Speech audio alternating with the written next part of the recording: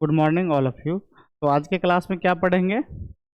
Structure and function of ecosystem. तो आज के क्लास में इकोसिस्टम के स्ट्रक्चर और फंक्शन के बारे में स्टडी करेंगे। तो सबसे पहले है इकोसिस्टम।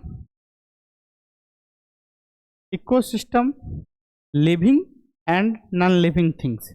इकोसिस्टम में जो है हमारा लिविंग थिंग्स भी आते हैं, देन नॉन लिविंग थिंग्स भी आते हैं। They interact with each other. ये दोनों जो है लिविंग थिंग्स और नॉन लिविंग थिंग्स दोनों जो है परस्पर आपस में जो है इंटरेक्शन करते हैं, वही क्या कहलाते हैं? तो सिस्टम कहलाते हैं। एग्जाम्पल के लिए फॉरेस्ट, पाउंड्स, डिसर्ट, ये सब इकोसिस्टम के एग्जाम्पल्स हुए। देन फिर आगे, an ecosystem is a place where plants, animals, humans and micro organism live together and interact with air, water, soil and sunlight। अब हमारा पारिस्थितिक तंत्र में जो है लिविंग थिंग्स भी आते हैं, देन नॉन लिविंग थिंग्स भी आते हैं। ये दोनों परस्पर आपस में जो है इंटरेक्शंस करते हैं, वही क्या कहलाते हैं? इकोसिस्टम कहलाते हैं। क्योंकि एक दूसरे के दोनों पूरक हैं, एक दूसरे के ऊपर डिपेंड रहते हैं, वही हमारा क्या कहलाता है? इकोसिस्टम कहलाता है। फिर आगे देखा जाए तो स्ट्रक्चर ऑफ इकोसिस्टम। तो इकोसिस्टम हमारा जो है दो पार्ट से मिलकर बना होता है। पहला है बायोटिक कंपोनेंट्स और दूसरा है एबायोटिक कंपोनेंट्स। यह दो कंपोनेंट से मिलकर हमारा इकोसिस्टम जो है तैयार होता है।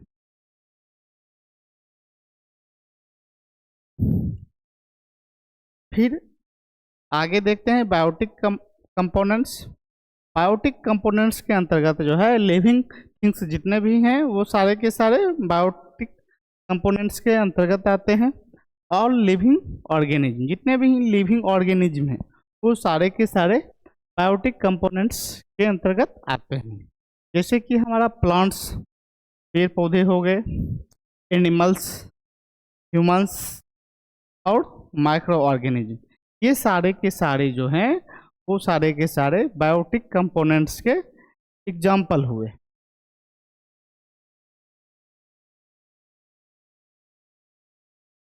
ये सारे के सारे बायोटिक्स कंपोनेंट्स के एग्जाम्पल हुए। फिर आगे देखते हैं टाइप्स ऑफ बायोटिक कंपोनेंट्स। तो बायोटिक कंपोनेंट्स को तीन टाइप्स में डिवाइड किया गया है।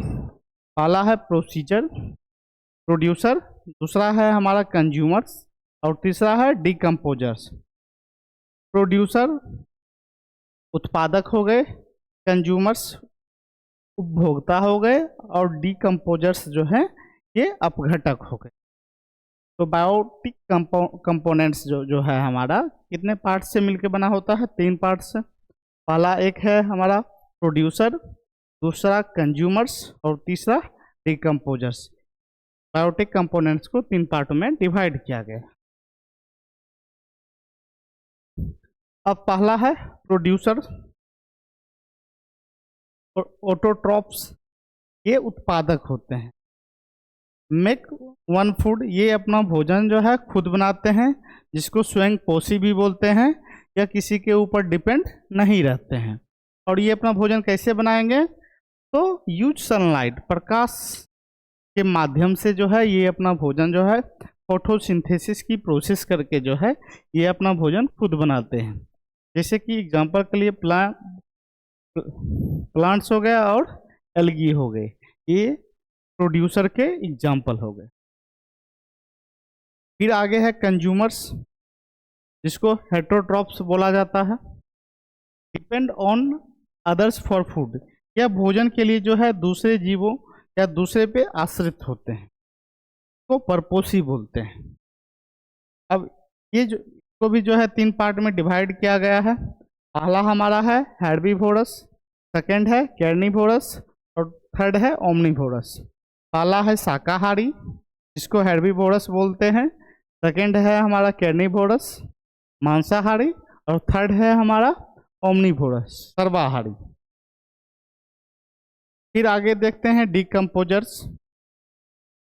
डिकम्पोजर्स अपघटक हुए, इसका क्या काम होता है? तो break dead plants and animals, यह जो है मृत पेड़ पौधे और मृत जानवरों को क्या करते हैं, सड़ाने गलाने में हेल्प करते हैं। फिर आगे इस डिकम्पोजर्स का क्या वर्क होता है, रिसाइकल न्यूट्रिएंट्स, यह न्यूट्रिएंट्स के रिसाइकलिंग में भी हेल्प करते हैं। एग्जाम्पल के लिए बैक्टीरिया हो गए और फंगी हो गए, ये दोनों जो हैं डिकम्पोजर्स के एग्जाम्पल हो गए। फिर आगे आता है एबायोटिक कंपोनेंट्स। एबायोटिक कंपोनेंट्स के अंतर्गत जितने भी नॉन लिविंग थिंग्स हैं वो सारे के सारे एबायोटिक्स कंपोनेंट्स होते हैं, जैसे कि हमारा सनलाइट, सूरज का प्रकाश, एयर, वाटर, सॉइल, टेम्परेचर और मिनरल्स, ये सारे के सारे जितने भी एग्जाम्पल्स हैं सारे के सारे एबायोटिक कंपोनेंट्स के एग्जाम्पल हुए। फिर आगे देखा जाए फंक्शन ऑफ इकोसिस्टम। इकोसिस्टम का क्या काम होता है, क्या वर्क होता है, तो एनर्जी फ्लो। अब सबसे पहला काम है इकोसिस्टम जो है एनर्जी को जो है एक साइकिलिंग के माध्यम से जो है प्लांट से एनिमल्स से जो है डिकम्पोजर्स, इसमें जो है ये कन्वर्ट होते रहते हैं, तो एनर्जी फ्लो कराने में भी हेल्प करते हैं। सेकेंड है न्यूट्रिएंट साइकिलिंग। न्यूट्रिएंट साइकिल में भी हमारा इकोसिस्टम जो है वो हेल्प करता है, जैसे कि मिट्टी से पेड़ पौधे का विकास होगा, पेड़ पौधे में जो है वो न्यूट्रिएंट्स गए, फिर वो न्यूट्रिएंट्स जो है एनिमल्स में आए, गॉट में आए, गॉट से फिर वो जाएगा लैंड में जाएगा वो न्यूट्रिएंट्स, फिर जो है डिकम्पोज, जब वो डेड हो जाएंगे एनिमल्स या प्लांट्स, तो फिर जो है वो डिकम्पोज होके पुनः जो है रिसाइकलिंग होके पुनः मिट्टी में आ जाएंगे। तो ये साइकिल जो है कंटिन्यूअस चलते रहता है। इन चीज़ों में भी हमारा इकोसिस्टम जो है वो हेल्प करते हैं। साथ ही साथ मेंटेन बैलेंस, यह हमारे इन्वायरमेंट को भी बैलेंस रखने का काम करते हैं। देन सपोर्ट लाइफ, यह जितने भी लिविंग थिंग्स हैं उनके लाइफ को भी सपोर्ट करने का काम करते हैं, चाहे आपका पेड़ पौधा हो या ह्यूमंस हो, एनिमल्स हो, सारे चीज़ों में जो है इकोसिस्टम का अहम रोल होता है। फिर आगे है एनर्जी फ्लो। तो सबसे पहले है सन, सूरज का प्रकाश। सूरज के प्रकाश के माध्यम से प्लांट्स जो है, पेड़ पौधा जो है वो अपना भोजन बनाएंगे। देन फिर ये प्लांट्स को जो है एनिमल्स जो है ग्रहण करेंगे, फिर जो है ये डिकम्पोज होके जो है पुनः जो है फिर मिट्टी में चले जाएंगे वो न्यूट्रिएंट्स। तो ये फ्लो जो है एनर्जी फ्लो कंटिन्यूअस जो है वो चलते रहता है। Energy moves step by step, ये एनर्जी जो है मूव्स करती है sun to plants, plants to animals, इस तरीके से जो है एनर्जी जो है कंटिन्यूअस मूव करते रहते हैं। फिर फूड चेन, तो एनर्जी फ्लो, फूड चेन के माध्यम से जो है एनर्जी जो है एक से दूसरे में, दूसरे से तीसरे में, ये कंटिन्यूअस फॉलोइंग जो है ये फॉलो कंटिन्यू चलते रहता है। यही हमारा एनर्जी फ्लो कहलाता है, किसका, इकोसिस्टम का।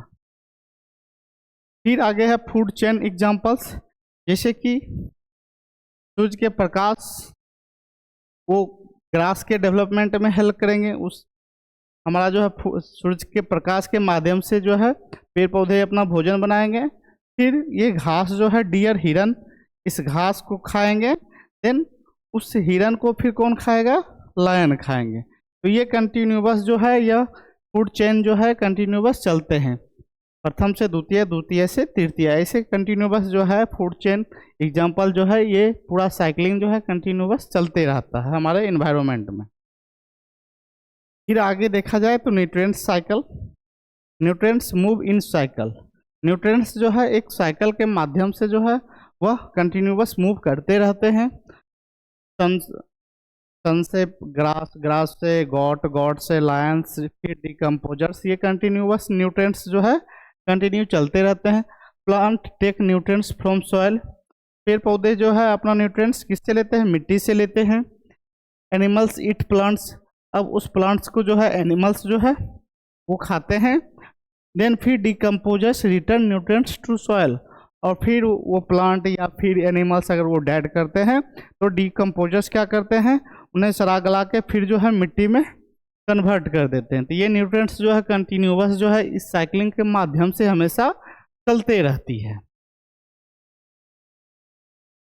फिर देखा जाए तो ecological balance, balance between living and non living. ये बैलेंस जो है हमेशा लिविंग थिंग्स और नॉन लिविंग थिंग्स के बीच में आपस में बना हुआ रहता है। If one part disturbed ecosystem affected, अगर इसमें कोई भी पार्ट एक अगर डिस्टर्ब होते हैं तो पूरा के पूरा इकोसिस्टम जो है वो डिस्टर्ब हो जाते हैं। फिर इम्पोर्टेंस ऑफ इकोसिस्टम, इकोसिस्टम क्यों महत्वपूर्ण है, तो सबसे पहले है यह हमें प्रोवाइड्स फूड, इकोसिस्टम के माध्यम से जो है हम लोगों को भोजन मिल पाता है। देन प्रोवाइड्स ऑक्सीजन, इकोसिस्टम के माध्यम से ही जो है हम लोगों को ऑक्सीजन मिलता है। देन पेड़ पौधे जो है कार्बन डाइऑक्साइड ग्रहण करते हैं। कंट्रोल्स क्लाइमेट, इकोसिस्टम जो है वो हमारे क्लाइमेट को भी कंट्रोल रखने का काम करते हैं। कार्बन डाइऑक्साइड की मात्रा अगर अत्यधिक बढ़ जाएगी हमारे क्लाइमेट में तो क्या होगा, पृथ्वी पे जो है जलमग्न हो जाएगा, साथ ही साथ सांस लेने में वगैरह भी दिक्कत होगा। तो इसलिए क्या होते हैं, पेड़ पौधे कार्बन डाइऑक्साइड लेते हैं और इंसान को ऑक्सीजन देते हैं। इन चीज़ों में भी हेल्प करने का काम करते हैं। मेंटेनेंस इन्वायरमेंट, यह हमारे इन्वायरमेंट को भी बैलेंस रखने में मदद करते हैं। ये सब सारे महत्वपूर्ण काम हुए किसके, इकोसिस्टम के। तो आगे है conclusion, ecosystem is important for life.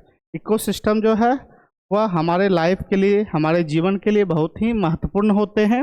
All parts are connected, जितने भी हमारे पारिस्थितिक तंत्र में जो भी वर्क्स होते हैं वो सारे के सारे इनसे जुड़े हुए होते हैं। प्रोटेक्ट इकोसिस्टम, हमेशा जो है हम लोगों को इकोसिस्टम को प्रोटेक्ट करना चाहिए। तो आज के लिए इतना ही। Thank you so much.